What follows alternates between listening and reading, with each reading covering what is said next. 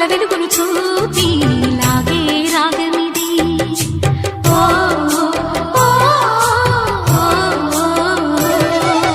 నీలో మమతల మధుని చూసి నాలో తరగని తహతహ దూకి నీకై తరగల పరుగులు తీసి చేరే వేగమిది.